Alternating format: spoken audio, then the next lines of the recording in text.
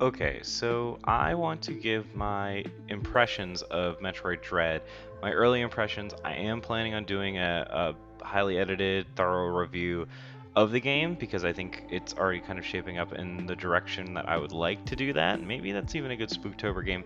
But until then, these are my early impressions. Took a little longer than I wanted for it to arrive in the mail, which is why this video is going up a bit later. Anyways, the first thing that I want to say about this game, I'm just going to come out and say it. I love Metroid, but I'm not a huge Metroidvania guy. Like, I love the Prime games. I grew up on the Prime games. The last Metroid game I played was actually the original on the NES. I beat it on my NES Classic, so that was kind of an interesting experience. This game is very interesting for a couple of reasons. One, it is like no shame. We're just picking up where we left off. This is like the next Metroid game, which is weird.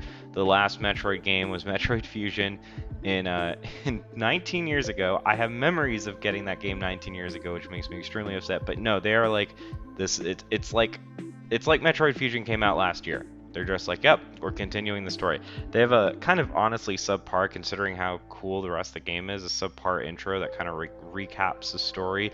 Not that there is a whole lot of story in Metroid, but yeah, they just jump you, throw you right back into Metroid as if they hadn't been gone for 2 decades. But it is interesting in that it is un-Nintendo like, but also very Nintendo like. I feel like Breath of the Wild treated its audiences with respect. They were like, look guys, we know that we make games for kids, but we also know that a lot of adults play this, and a lot of adults have waited a long time to play Zelda, and it was a harder game. Like Metroid Dread, I've died so many times in Metroid Dread, mostly from the Emmy, which I am going to talk about, but lots of deaths and lots of puzzleness. Like, not that the puzzles are hard, but they really do just kind of throw you in and let you go nuts, which I really appreciate. I like that they are, it's a Nintendo game that respects you, basically, and respects your time.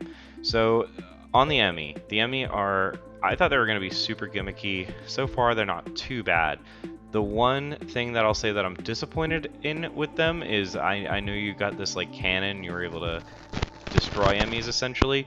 It seems like you are only able to effectively do that kind of, it's required basically. You get the cannon, and if you're in an Emmy room, it's gonna like automatically use the cannon. You can't save it. I thought you were gonna like save it and strategically decide when to take down Emmys or not necessarily need to get it and all that, but no, seems like you pretty much get it and then you kill the Emmy so far, which is kind of a bummer. What I do like about the Emmy in terms of like a game design perspective is it seems like they're very much designed to get you very good at parrying very fast, which is, it's a one-hit kill. This is how I died a lot.